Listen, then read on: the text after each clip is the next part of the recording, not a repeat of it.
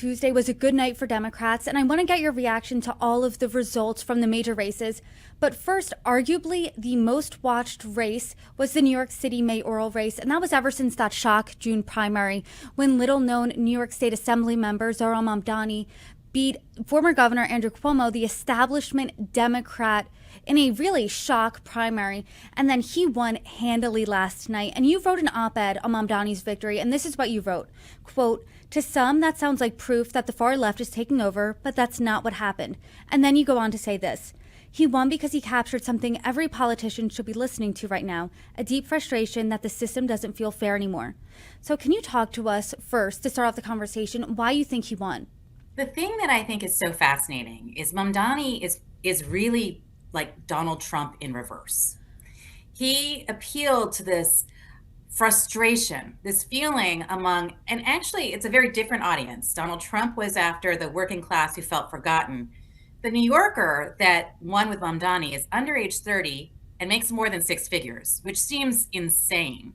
But the truth is, in New York City, they're frustrated. They've done everything right. They've worked really hard and they can't afford to live without roommates. And they think it's unfair. They feel like the dream of New York City is gone. And he was able to appeal to that.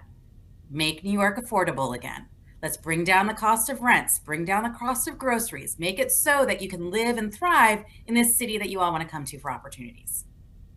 And so you're saying that this isn't so much about the left moving towards socialist ideals. You're saying this is about the left realizing, hey, I feel like I've been lied to. I went to college, I got that degree. I maybe went in debt for that degree for a better life. I wanted that life in New York, and I was taught that if you work hard, you can get those dreams, you can live comfortably, and people aren't seeing that in New York. What do you think that means then for Democrats? Well, I actually think this is a signal for the whole Democratic Party that this is the direction they're going. And we can talk about it as going towards socialism, but I think that does about the same thing as the Democrats going after Trump, saying that he was after fascism. Because when you talk about something as an ism, it just becomes scary. And what is happening among the Democrats is they're reaching a very frustrated group of people who feel like the system has let them down. They've been promised all of this stuff by the elite. They've been promised all of these things that just aren't working for them. So they want to try something new. And when you think about it, every 20 years or so, we have some kind of a socialist experiment, and it's proven wrong. I think that's what's happening here. So don't be surprised if we see even more of AOC.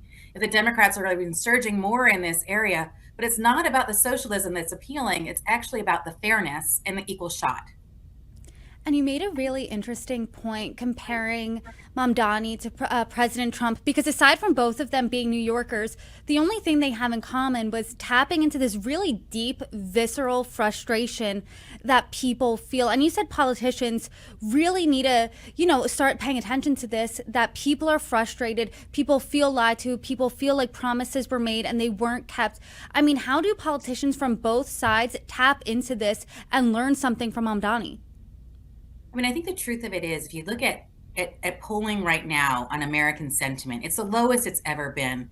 Young people today in particular are more pessimistic than any generation that came before them. They're saying that they're not going to have the same opportunities that their parents had. Most of them can't afford homes. They're saying that the American dream is out of reach, and they're frustrated and they feel like everyone is out of touch. When you talk about the candidates that represented the elite, if you talk about Kamala Harris, if you talk about Cuomo, if you talk about a lot of the elites on the left, they will say they're completely out of touch with my dreams and people like me. They're interested in themselves and not me. They think it's unfair. And so what Mamdani did was he flipped this all on its head and says, I hear you. I see you. I feel your frustrations, and I'm here to help. And that's very much what Donald Trump did on the right. Donald Trump said he was going to make America great again, and here are three policies that he was going to deliver on. And Mamdani on the left just said, I'm going to make New York affordable again, and here's three policies that I'm going to deliver on.